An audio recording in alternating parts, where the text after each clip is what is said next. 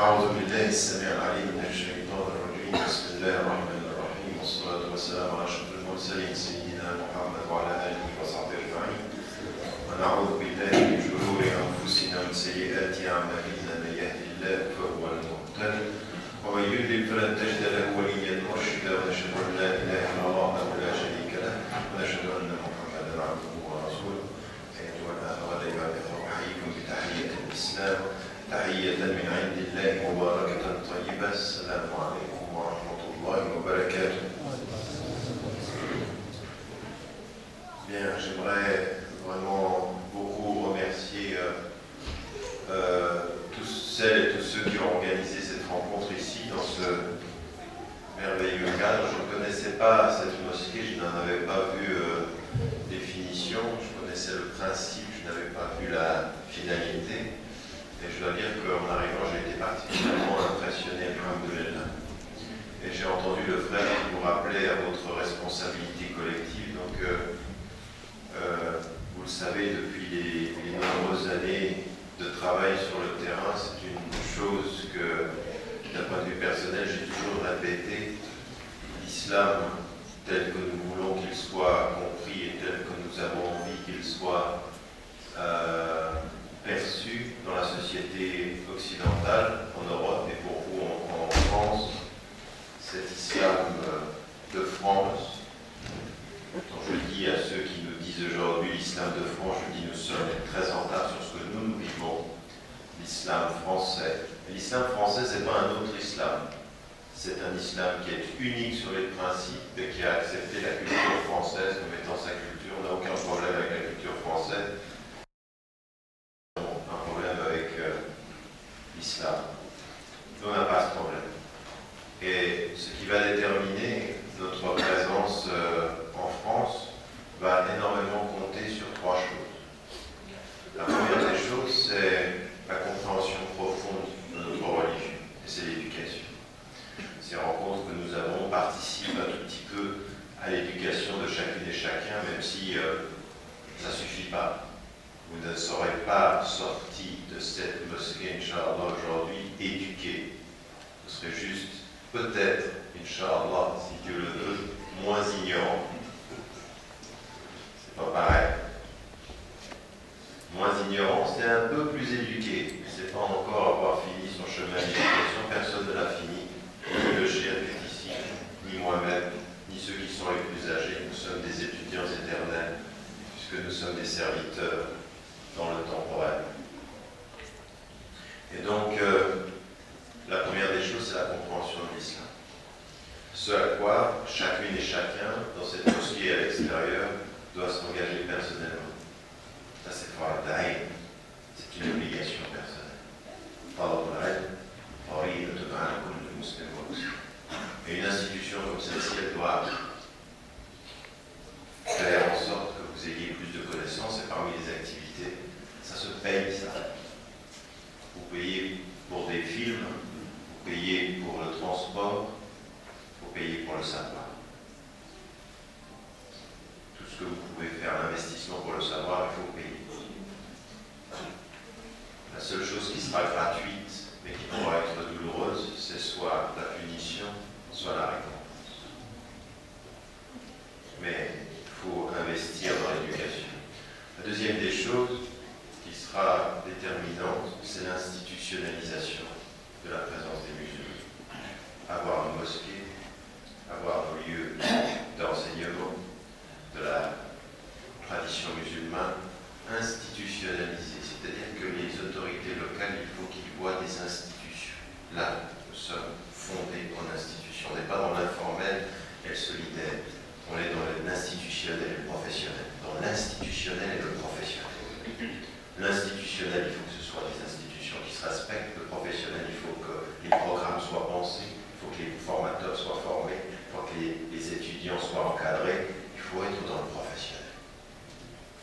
On ne change pas sa personne et la société si on fait dans l'amateurisme. On n'a pas de programme, on n'a pas de lieu, on n'est pas à l'heure, on ne comprend pas très bien ce qui se passe. Non, il faut que ce soit le plus haut niveau, l'institutionnalisation. Et là, quand je viens ici, à Belfort, et que je vois ça, je dois saluer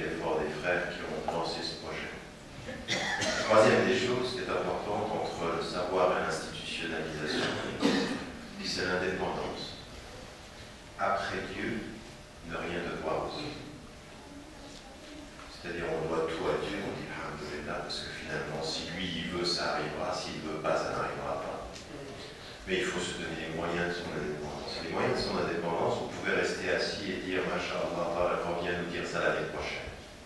Mais entre maintenant et l'année prochaine, il faut que vous soyez debout, il faut que vous donniez de l'argent, il faut que vous donniez du temps, il faut que vous donniez de la conscience, il faut que vous donniez de vos compétences.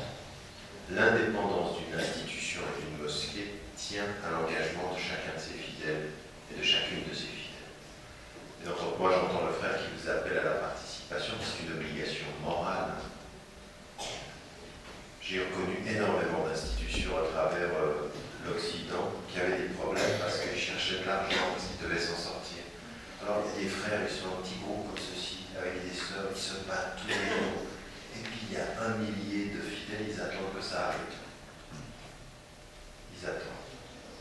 Ce sont des passifs. C'est les premiers à se plaindre quand ça ne va pas à la mosquée, et c'est les derniers à sortir la monnaie de la poche. Ouais. Toujours les premiers à parler, toujours les derniers à contribuer. Vous savez ce que c'est ça? Dans l'ordre du prophète, tout ça, pour ceux qui étaient les compagnons du prophète, quel était un des signes? Il y a des signes qui nous disent, vous savez, ceux qui sont négligents avec Salat el-Machar et ceux qui sont négligents avec Salat el-Fajr, le prophète, il a dit quoi d'eux? Il a dit à la mette de l'hypocrisie. Ce sont des gens qui parlent, sont toujours les premiers à parler, mais quand il s'agit d'être dans l'effort, ils ne sont pas là. Et comme vous sortez la sadaqa, quand vous sortez le soutien, c'est un des signes. Est-ce que vous êtes sincère avec le cœur? Parce que finalement, cet argent-là, vous avez compris ce qu'il a dit le frère. C'est que l'argent que vous donnez pour Dieu, ce sont des récompenses qui s'amassent d'une richesse. C'est qui le père de ruiner? C'est qui le prophète? Il a dit, c'est qui la personne qui va être ruinée parmi vous? Et les compagnons, ils ont compris ça littéralement. Celui qui est ruiné, c'est celui qui n'a pas d'argent. C'est celui qui ne pourra plus rien le jour du jugement des résultats. C'est celui-là qui est ruiné. Il n'a plus rien. Il n'a plus de hasana, il n'y a rien. Donc à partir d'un certain moment, quand vous êtes dans cette institution-là, plutôt que d'attendre que ça vienne de l'extérieur, j'appelle les frères et les sœurs à vraiment entendre ce qui a été dit, à participer. Il faut qu'Inch'Allah, dans les prochaines années, ce lieu ici soit complètement indépendant. Il faut que les activités soient autofinancées et puis que vous puissiez, que vous n'ayez peur administrativement de personne et financièrement de personne. Il faut vous donner les moyens de n'avoir peur que d'en. Mais ça se donne les moyens de dire il faut se donner les moyens de n'avoir peur que de lui, c'est-à-dire de ne pas se mettre dans une situation où on va avoir peur des hommes. C'est-à-dire d'être indépendant et de finalement fonctionner clairement avec la laïcité française. La laïcité française est l'outil d'État, nous reprenons nos affaires, nous gérons nos affaires, et on va gérer nos affaires. Mais il faut les gérer. On ne peut pas toujours se plaindre que l'autorité locale, elle ne nous respecte pas, si nous, à l'intérieur, on ne se respecte pas. On ne peut pas toujours leur dire c'est votre faute, parce qu'au bout du compte, c'est la nôtre, la faute. C'est nous le problème. Le problème, c'est que c'est nous qui n'arrivons pas à être indépendants, c'est nous qui ne mettons pas. Vous vous rendez compte, si vous, là, maintenant, c'était dans votre tête qu'il faut que ce lieu se soit indépendant, que ça se soit. Mais pour moi, c'est votre maison. C'est pas la maison du voisin, c'est votre maison. Si vous comprenez ceci, mais ça doit être un engagement. Ça ne sert à rien d'aller tourner en disant l'islam est une grande religion si vous n'arrivez pas à être de bons musulmans, au moins avec un lieu de culte ou lien avec un. C'est ça, il faut s'engager là-dedans. Pourquoi je vous dis ceci? Parce que tout ce que je suis en train de vous dire, ça participe du sujet qui est le mien. C'est-à-dire comment on s'installe avec notre spiritualité, notre foi et notre compréhension de l'islam ici en France. Comment on est français de confession musulmane. Et qu'on n'a aucun problème avec le cadre qui nous reçoit et qui est le nôtre. On n'a pas de problème avec ça. L'islam de France n'a pas un problème avec la France, mais un problème avec les musulmans d'abord. Si vous suivez ce que je dis. L'islam de France n'a pas d'abord un problème avec la France, il y a un problème avec les musulmans d'abord. Dans leur compréhension de l'islam, dans leur compréhension de l'essence de l'islam et des priorités de notre travail. Donc l'éducation, l'institutionnalisation et l'autonomie sont les piliers. Si vous comprenez maintenant ce que je suis en train de dire d'un point de vue individuel, et j'espère que ceux qui sont des autorités françaises et des renseignements qui sont dans cette salle, je leur répète souvent ceci, parce que j'ai appris dans l'enseignement qu'il y a un astifade, c'est-à-dire que plus vous répétez, plus ça vient. Si vous pouvez rapporter ce qu'on a dit, on a effectivement dit, on n'avait aucun problème.